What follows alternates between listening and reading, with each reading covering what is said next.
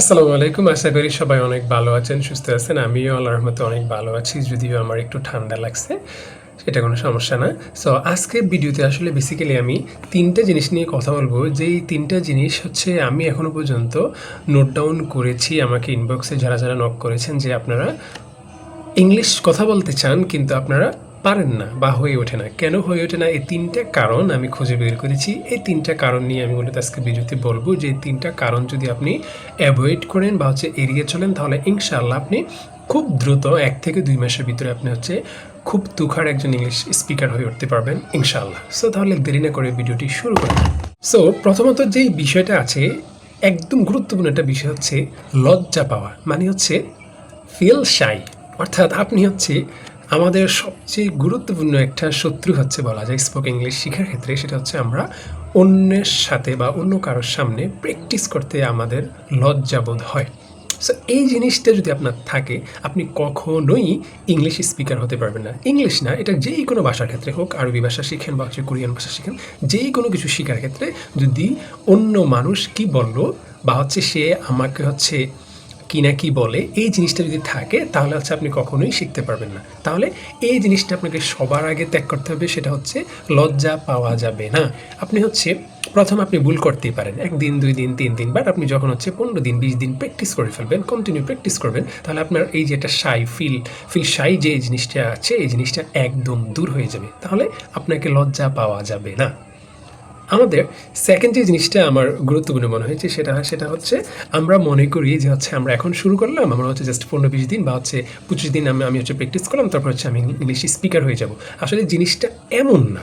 মানে এমনটা হলে প্রত্যেকে জাস্ট শুরু করতো, ১ মাস পরে ও ইংলিশের ভালো একজন বক্তা হয়ে যেত।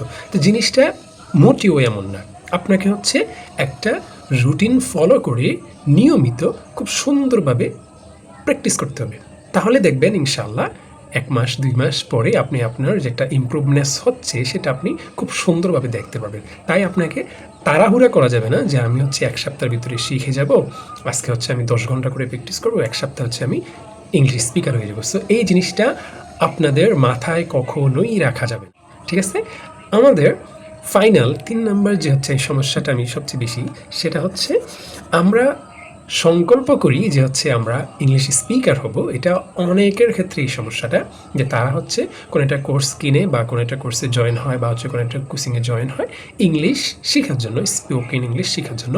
কিন্তু যে জিনিসটা তারা মিস্টেক করে সেটা আফটার ফিউ ডেজ, ১০ দিন বা ১৫ দিন বা ১ সপ্তাহ ২ সপ্তাহ কন্টিনিউ করার পর তারা তাদের ভিতরে যে মোটিভেশনটা, তাদের যেটা জৌলস থাকে, সেই জিনিসটা তারা হারিয়ে ফেলে। তাদের যে কনসিস্টেন্সিটা গুরুত্বপূর্ণ, ধারাবাহিকতাটা, এটা অনেকটাই গুরুত্বপূর্ণ স্পোকেন ইংলিশের ক্ষেত্রে, সেই জিনিসটা তারা কন্ট্রোল করতে পারে না। তারা ১০ থেকে ১৫ দিন বা ১-২ সপ্তাহ কন্টিনিউ করার পর তারা তাদের এই ধারাবাহিকতাটা লস করে ফেলে।